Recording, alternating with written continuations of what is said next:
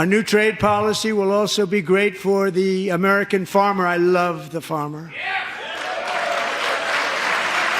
Who will now be selling into our home market, the USA, because nobody is going to be able to compete with you. Just a few months later. Farmers in crisis align way out the door of the Woods Chapel Baptist Church in Brooklyn as hundreds of farmers from not only Northeast Arkansas, but from across the state came to voice their concerns about the current state of farming. Representatives from U.S. Congressman Rick Crawford, U.S. Senator Tom Cotton, and U.S. Senator John Boozman's offices were in attendance to hear those concerns. Among those farmers in attendance was a farmer in Woodruff County, Chris King. He told me this was his 39th harvest, and he has never seen it as bad as this. And I've never been as worried as I am now about whether or not my kids and grandkids will be able to carry on. For King, the main problem starts with the fact that they can't sell for profit. I just would like to see somebody help us get our markets back. We need our exports, and we just need to be paid for what we do, and that's not happening. The tariffs. I think the tariffs are the ice cream on the cake of a perfect storm.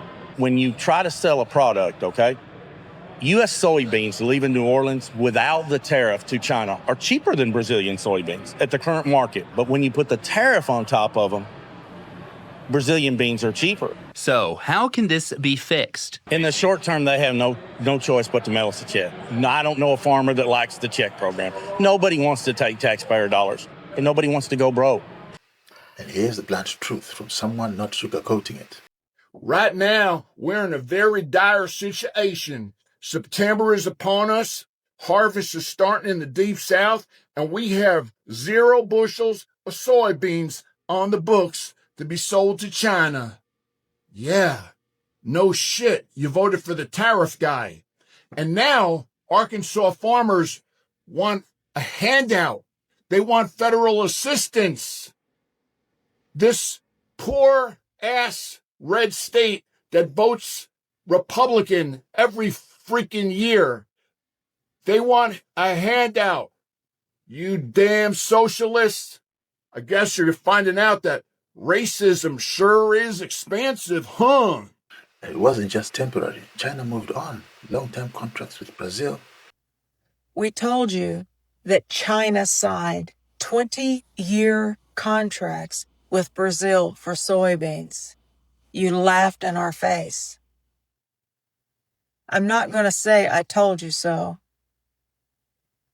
but I do not want to bail you out for the next 20 years, and I will fight against it. China signed 20-year contracts with Brazil for soybeans because of Donald J. Trump. They don't want our soybeans. They don't want our beef. They don't want our wheat. They don't want anything we grow. Now listen to this farmer in despair, literally destroying the crop he worked so hard to grow. We're just absolutely fucked as farmers, guys. Everything is so fucked, and I do not see anybody surviving this farm crisis that we're in. The best splorn crops that I have ever raised in my life. And because of the tariffs, China will not fucking buy it. And they are the only country in the world other than, well, they are the only country in the world that buys splorn. And so now I'm literally just chopping it and blowing it on the fucking ground because it's fucking useless. It's valueless. There's nothing I can fucking do to it. I am going to need government assistance to make it through this fucking crisis until these tariffs end. Look, I've never raised a splorn crop like this, guys. And this is just fucking heartbreaking to me. I don't know how I'm gonna survive. You know, Trump said he fucking loved us farmers, and here I am just blowing my splorn crop all over the ground. So guys, this is what happens if you vote against your own interests. This is the price. Because we didn't want anybody to suffer, okay? We voted for everybody to survive and thrive. And you voted for the suffering of other people, and here we are. You are actually the one who is paying the price and suffering. Because you can't sell your soybeans to China because what's that? Tariffs. You can't get that new farming equipment that you needed because of why? Tariffs.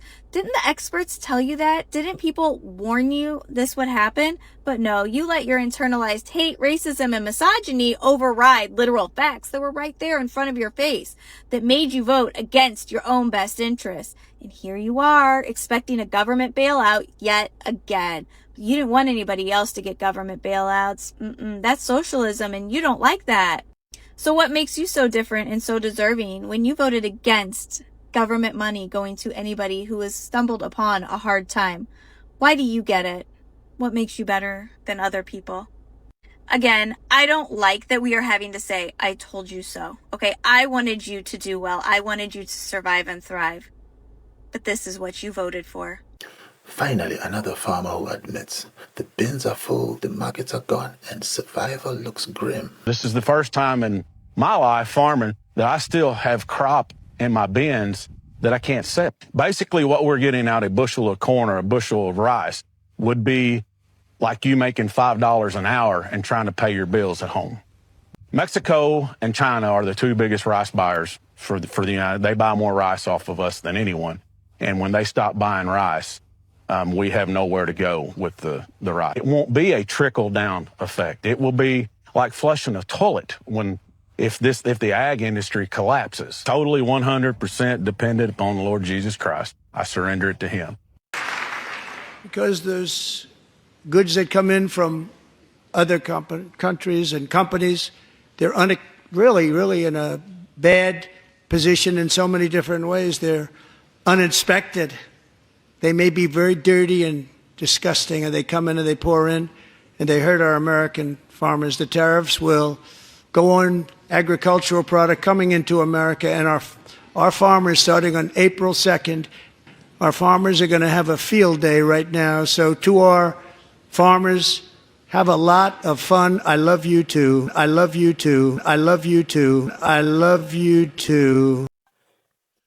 So guys, let's be honest, none of this should come as a surprise. For years, experts warned that the tariffs on China would backfire, that Beijing would simply turn to Brazil and Argentina and Mexico for grain, soybean, and rice, and that's exactly what happened. Now, the very farmers who cheered when Trump said, "I love the farmer," are lining up at churches begging for bailouts. They voted for a man who told them tariffs would be fun.